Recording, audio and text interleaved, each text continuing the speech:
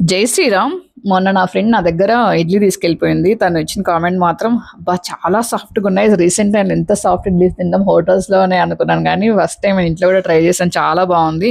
నాకు నువ్వు మెజర్‌మెంట్ చెప్పాల్సిందే అంది. యాజ్ యూజువల్ మనం ఇంట్లో ఎలా చేసుకుంటామో అలానే అని చెప్పాను.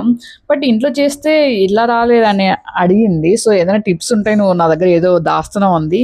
సో, అదేం లేదండి. మనం మినపప్పు ఏసుకుంటాం కదా! గ్రైండింగ్ చేసేటప్పుడు ఏంటంటే చిన్న టిప్ ఏంటంటే బాగా పొంగాలనమాట. సో, ఈ మినపప్పు కూడా ఏంటంటే చూడండి ఇలా లూజ్‌గా ఉండాలి కొంచెం. బాగా పొంగాలనమాట. ఈ టెక్స్చర్ ఎలా ఉండాలంటే మనం వెన్నపూస ఉంటుంది గదా! సో, వెన్నపూసలాగా ఉండాలి. కొంచెం లూజ్ ఉండాలి. అంటే పడిపోవాలనమాట ఆటోమేటిక్‌గా మన చేతిలో నుంచి కూడా. సో, అయితే ఇంకా పర్ఫెక్ట్‌గా ఉన్నట్టనమాట. సో, ఇక్కడైతే అంత టిల్టింగ్ చేసేసి టబ్‌లోకి తీసుకుంటున్నాను. ఇక్కడ ఏం చేయాలంటే మనం ఈ పొంగంతో ఉంటది కదా! దీనంతా బాగా బీట్ చేసేసేయాలి.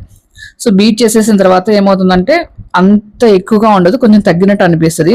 నౌ ఇక్కడ స్టేజ్ ఏంటంటే మనకు రవ్వ ఉంటుంది కదా! మేమైతే లలిత బ్రాండ్ నుంచి తీసుకుంటాం. ఆ రవ్వని కూడా మేము 2-3 టైమ్స్ బాగా వాష్ చేసి సో, వాటర్‌ని లేకోకుండా బాగా గట్టిగా పిండేస్తాం అనమాట. రవ్వను కూడా పిండేసి ఇందులో వేసేస్తాం. అందుకనేసి మనకి టెక్స్చర్ అనేది చాలా థిక్‌గానే ఉంటుంది. కొంతమంది వాటర్ యాడ్ చేస్తారు కదా! అదేంటి మీకు ఉందా థిక్‌గానే ఉందనుకుంటుంటారేమో.